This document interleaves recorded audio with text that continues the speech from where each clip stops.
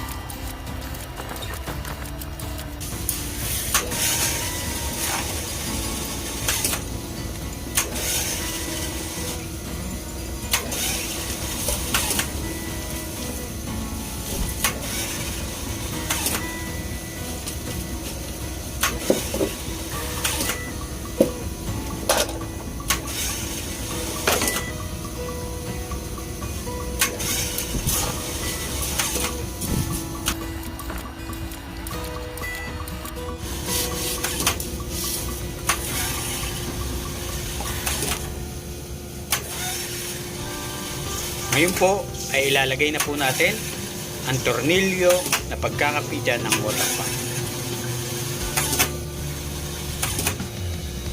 Tapos na po.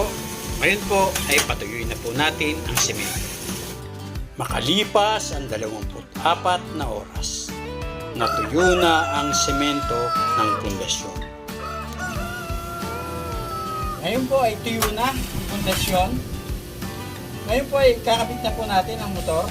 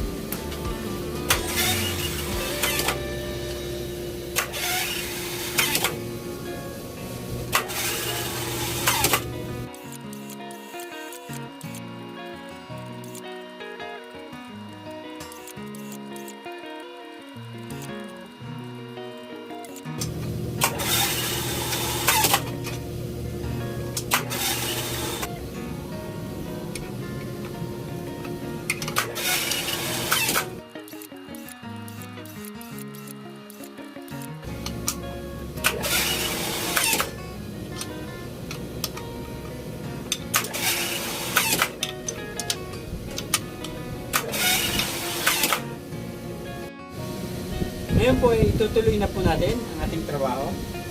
Maglalagay po tayo ng male adapter na 32mm. Dito po natin ilalagay.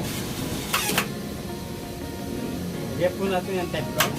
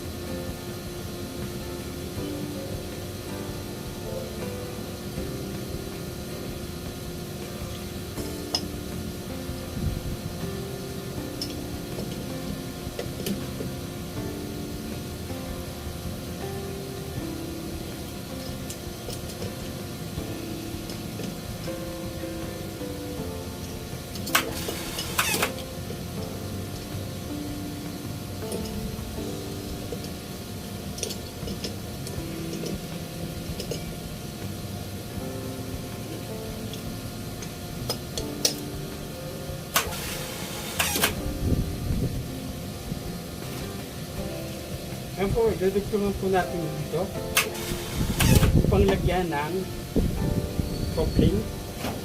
Gagamit po tayo ng straight reducer na 40 mm at 32 mm. Ganito po ang mangyayari niya pag pinagdugtong. Ito na po ang ginamit natin para po makatipid. Ilalagay po natin pa ganyan. Tapos po, lalagyan po natin ito. Ito. Lalagyan po natin. Para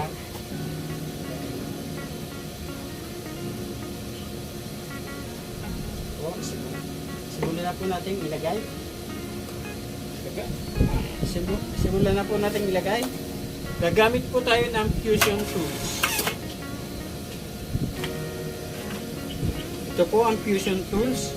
Ito po ang ating gagamitin pandugtong dito.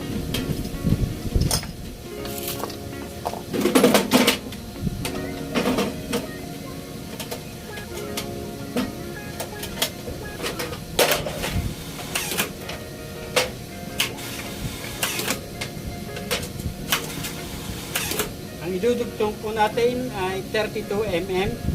Ang kukunin po natin sa fusion tools ay ang 32 mm.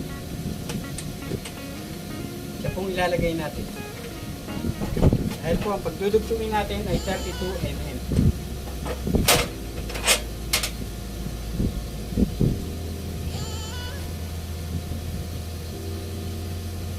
Ito po ang 32 mm. Ito po ang ilalagay natin. Ilalagay po natin ang pagganito.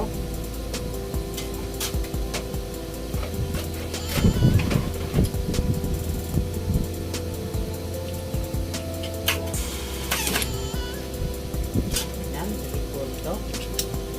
Tapos, papasok ito ito.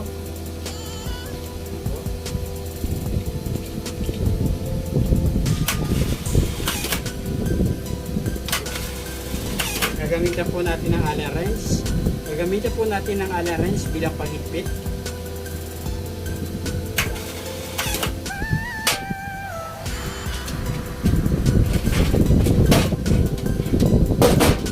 Lalatag po tayo ng extension cord.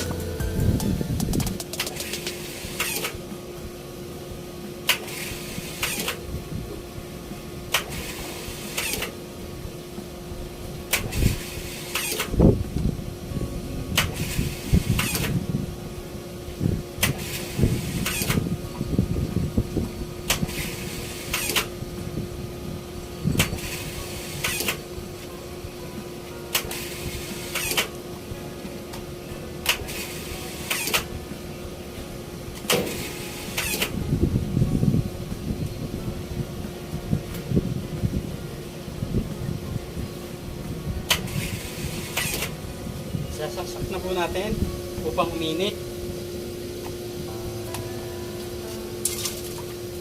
Hintayin po natin uminit. Habang hinihintay po natin uminit, eh sukatan na po natin kung gaano haba ang puputulin. Habang hinihintay po natin uminit.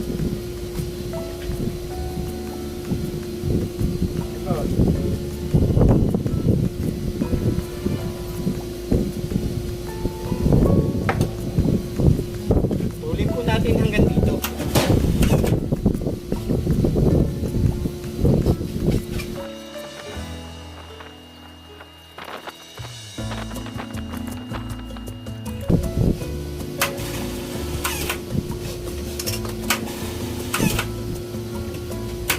Ngayon po ay mas mainam po, dugtong muna.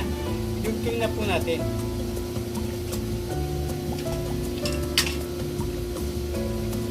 Dugtong natin.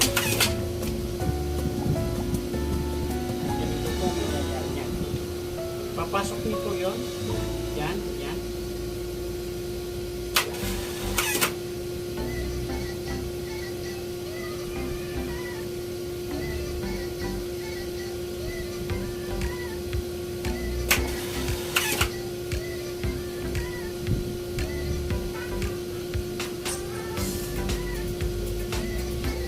Sagad nyo po. Umainitan lahat.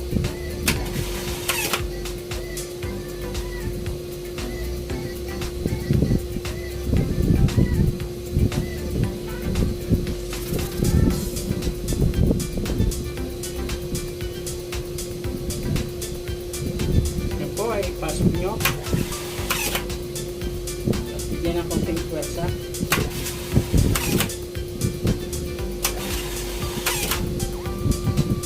Huwag nyo pong bibitawan hanggang hindi lumalamig ng konti.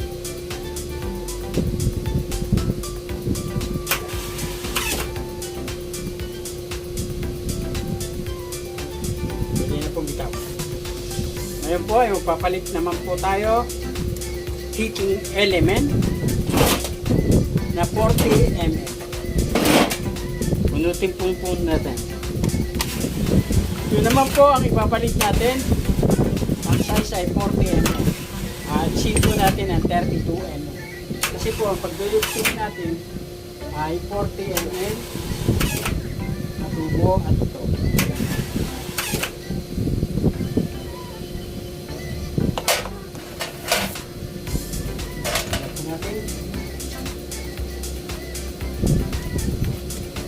Ingat lang po dahil mainit.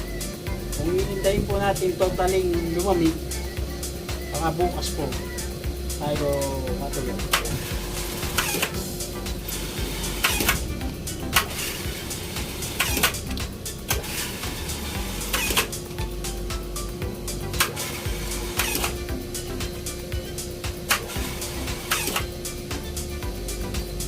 ml naman 40 ml naman po ang ating ilalagay.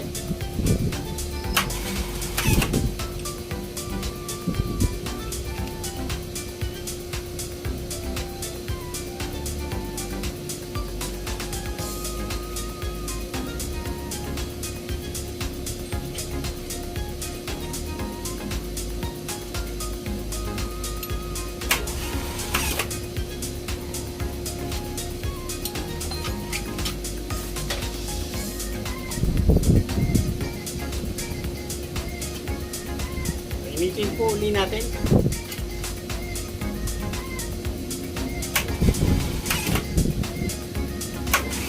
Sipan po natin maigi kung saan maganda. Ilagay ito ganyan o paganito. Palagay ko po mas maganda ang paganito para libre dito. Ganyan po natin ilalagay ito.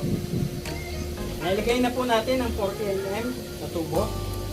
Ngayon po, ang susunod naman po natin, maglalagay po tayo dito ng yung patente. Ang susunod po natin gagawin, ay pagpapalitin po natin ito, itong gate valve na ito, at ito. Ito po ang check valve.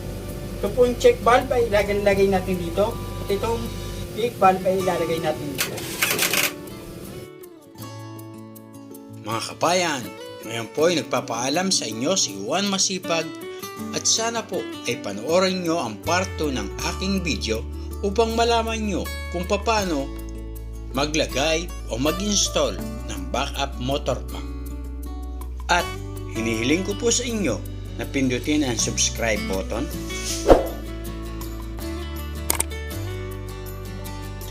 at notification bell, mag-like, i-share at mag-comment. Kung kayo po ay may mga katanungan, ay handa po kayong sagutin ng inyong abang lingkod na si Juan Masipag. Maraming salamat po. Salamat sa Diyos. Bye-bye!